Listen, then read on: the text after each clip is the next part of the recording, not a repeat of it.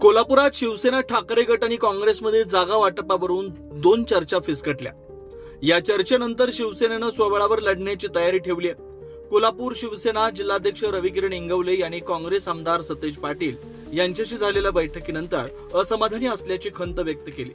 33 जागांचा प्रस्ताव शिवसेनेकडून ठेवण्यात आलेला असतानाही काँग्रेसकडून त्या बाबतीत योग्य भूमिका घेतली जात नाही।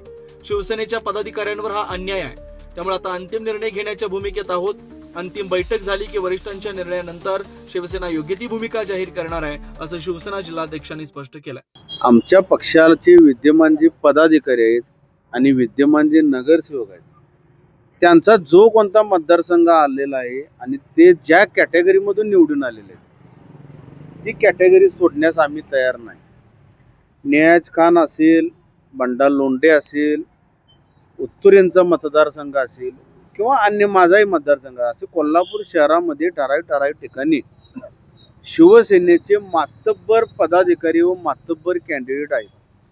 त्या कॅन्डिडेटच्या बाबतीत आम्ही तडजोड करू शकत नाही। जर त्यांना उमेदवारी देत नसतील किंवा त्यांच्यावर जर अन्याय झाला तर वेगळा विचार करण्याशिवाय आमच्याकडे दुसरा कोणताही पर्याय नसणार। हे सर्व गोष्टी वरिष्ठांना आम्ही सांगू। सन्मान्य प्रभूसाहेब असतील, विनायक राऊत साहेब असतील, संपर्क प्रमुख दुधवडकर बाई असतील यांच्याशी संपर्क साधून यावर निर्णय घेण्यात येईल। पण सध्याच्या परिस्थितीमध्ये तडजोड ही सुरक्षित चालू नाही। 33 सीट्सची मागणी होती, 40 अर्ज आलेले आहेत।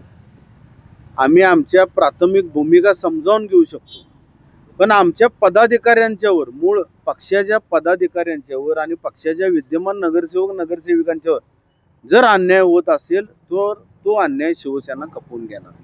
खरं तर तडजोडीची भूमिका आपण दर्शवली होती, मात्र पहिली जी फेरी झाली त्या ठिकाणी कुठेतरी तडजोडीला देखील महाविकास आघाडीमध्ये कुठेतरी मतभेद मूळ तुम्हाला सांगतो। आता नियाज खानचा जो मतदारसंघ आहे, जरा खुल्लं ओपन बोलतो तुम्हालाही समजू दे।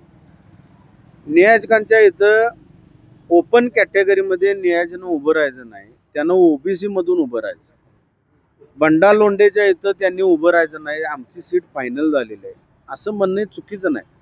जी निवडून येणार आहे ती कॅटेगरी क्रायटेरिया तयार आहे आणि जर निवडून येणाऱ्या कॅन्डिडेटवर अन्याय होत असेल तर हे पूर्णपणे चुकीचं आहे।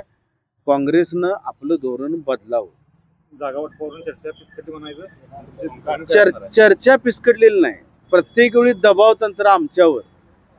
मी मागच्या वेळी पत्रकार परिषदेमध्ये बोललो होतो, 3 टर्मच्या म्हणजे लोकसभा विधानसभा 2 वेळा काँग्रेस हा आपला मित्रपक्ष या नात्यानं वरिष्ठांचे शब्द कोणी न डावलता सर्व शिवसैनिकांनी अतिशय ताकदीनं प्रचार केला होता काँग्रेसचा।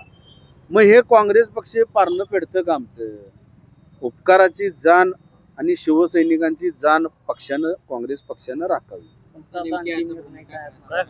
अंतिम निर्णय मी घेऊ शकत नाही, अंतिम निर्णय संपर्क प्रमुख घेतील। पण मी ज्या सत्य घडामोडी आहेत ते सत्य घडामोडी जिल्हा प्रमुख या नात्यानं कानावर घालणार। पक्षाचं नुकसान होताच कामा नये या मताशी ठाम राहणार। स्वबळावर लढण्याची वरिष्ठांनी तसा निर्णय दिला तर तसंही घडण्याची शक्यता आहे। त्याबाबत चर्चा झाली अजून नाही चर्चा। आज संध्याकाळी 5:30 नंतर पुन्हा बैठक होईल। बैठक झाल्यानंतर आमच्या मताशी ते ठाम आहेत का, आम्हाला ते सहकार्य करतील का, ह्या सर्व भूमिकेशी चर्चा केल्यानंतर आमचा निर्णय आम्ही घेऊ। तुम्ही त्याबाबत तयारी ठेवली का? तयार आहे 100% तयार। पण आम्ही जर स्वबळावर लढलो तर नुकसान त्यांचंही आहे हे त्यांनी ध्यानात ठेवावं। अशाच ताज्या अपडेटसाठी महासत्ता न्यूजला सबस्क्राईब करा।